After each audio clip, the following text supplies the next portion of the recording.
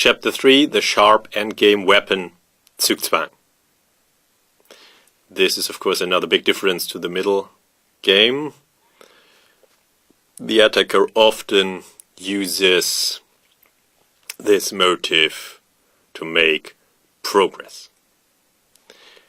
With reciprocal zugzwang positions I will deal in the next chapter and the guideline related to it.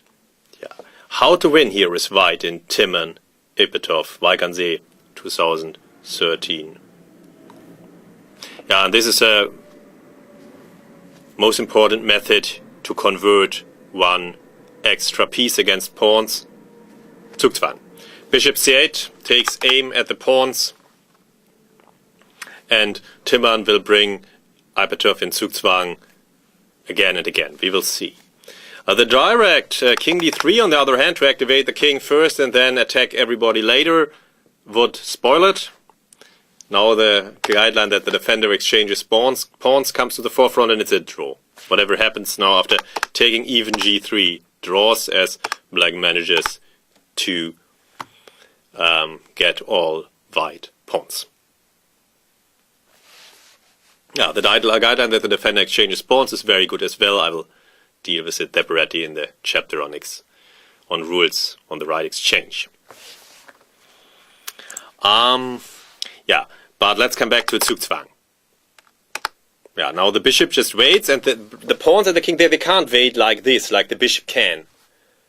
And now black has to make a concession.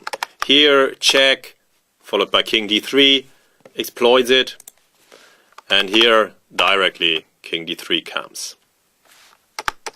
And yeah, zugzwang. Now a concession has been made, so active activity is called for.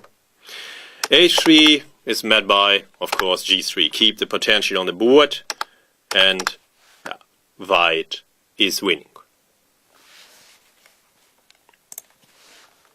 Okay, now activity is of course called for, and Timon brings Ipetov in zugzwang again.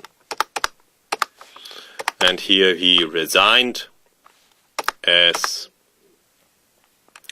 yeah, he will lose all pawns by zugzwang. This indeed is very important. This is a usual way to convert an extra piece against pawns. Now, okay, zugzwang of course is also a major weapon against a knight. As a knight, when he moves, he loses control of all squares that were covered before he changes the color of the square he stands on with every move. Yeah. Lobe Huschenbeet, German Championship Bad Liebenzell, which was won in the end by Niklas Huschenbeet, by the way. Congratulations here also to his trainer Wolfgang Peiken.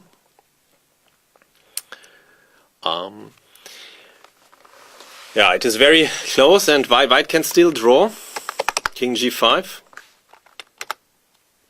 king h5, and now zugzwang. Which pawn? Yeah, can you calculate here to the end? It's not so easy. And the real point is quite deep, as Markus Lammers had pointed out. b4 must be played, as the a pawn is very important in the forthcoming procedure. Yeah, and now black will again play for zugzwang by waiting with his bishop on the a7 g1 diagonal, but we will see the problem here. Yeah, the bishop cannot go to e3, so it must go somewhere else, and white can draw by king f4, a7, and yeah, white gets the h-pawn, and it's a draw. Knight e3 is still playable, but white must come back to the setup later, in any case. Here is the last chance with king g6 to draw, as we have just seen. King e4 loses. Now the bishop converts by zugzwang. You guessed it.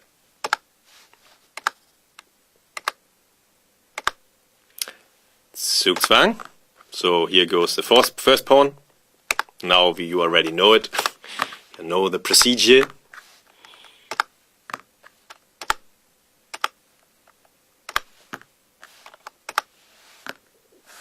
Zugzwang, there goes the last pawn.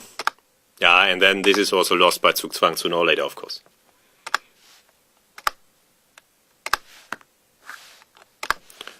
And the last move of the game, the final Zugzwang, was game over. So Zugzwang is often used against a knight, very often.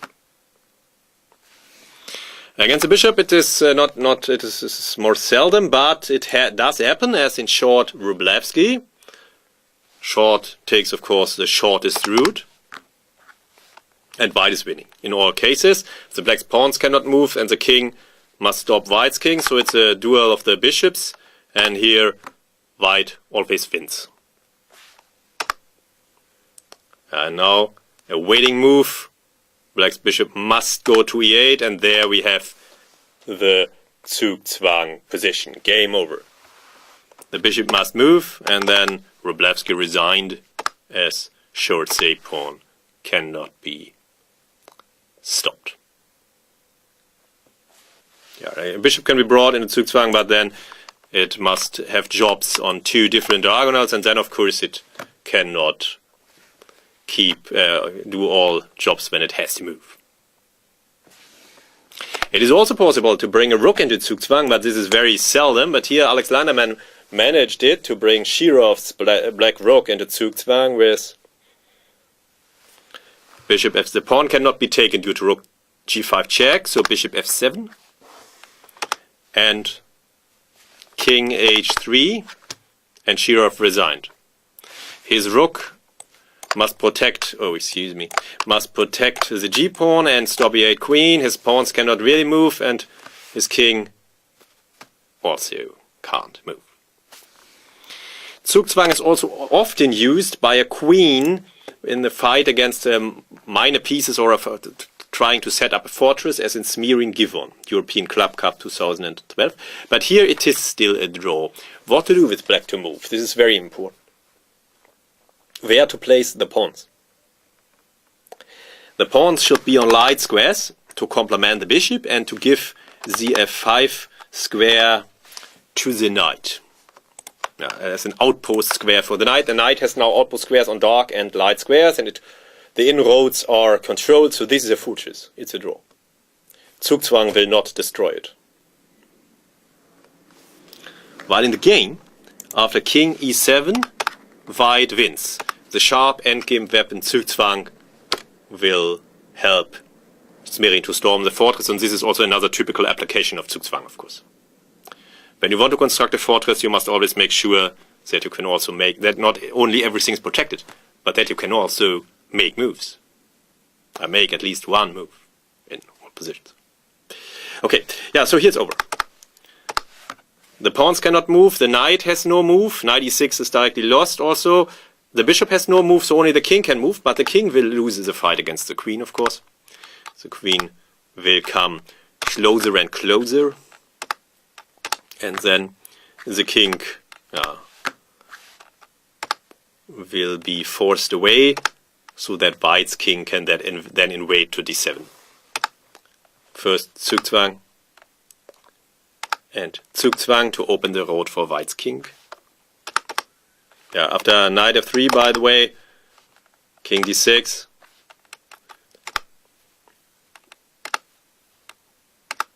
Yeah, this threatens mate, so the bishop has to make room, and then, yeah, okay, now the bishop, the board was not large enough for the bishop. Now the bishop is vulnerable, and this is always exploited by white.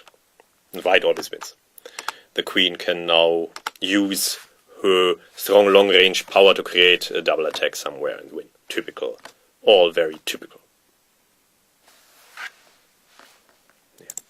So Givon played king g8, but it doesn't help. White's king will invade to d7, and this will open up the gate of black's castle. Yeah, the knight has no squares. Or it could go to b5, but it doesn't really help, of course.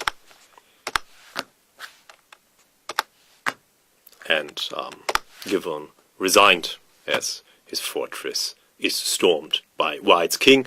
Another difference, a typical endgame attack, a difference to a middle game attack, as we have seen in the first chapter. Yeah, and one last example just to illustrate the great importance and role of zugzwang for the game of chess. King and queen against king could mate, even with if the defender would be allowed to pass, if this would be a valid move. But king and rook against king could not win without the help of the sharp endgame weapon zugzwang. You should really include this into your arsenal of motives in the endgame. Yeah, rook F. Okay, well, just one step line. You of course know how to mate with the rook and so on, but I just want to emphasize it. Zugzwang. Zugzwang. Okay, here, yeah. Yeah, and after king h4 is always the same then. Zugzwang and mate. And here. Yeah, rook h5 check was a forcing move, but now zugzwang and mate. So this is really a fundamental part of the royal game and a very sharp endgame weapon for the attacker. In the next chapter we will see what happens if reciprocal zugzwang positions are lurking around. Here it was White, of course, is not really in zugzwang. White is here not in zugzwang. White could also move something else and would then stand be willing. But he uses the weapon against black, and whose king must now move, and then it's mate.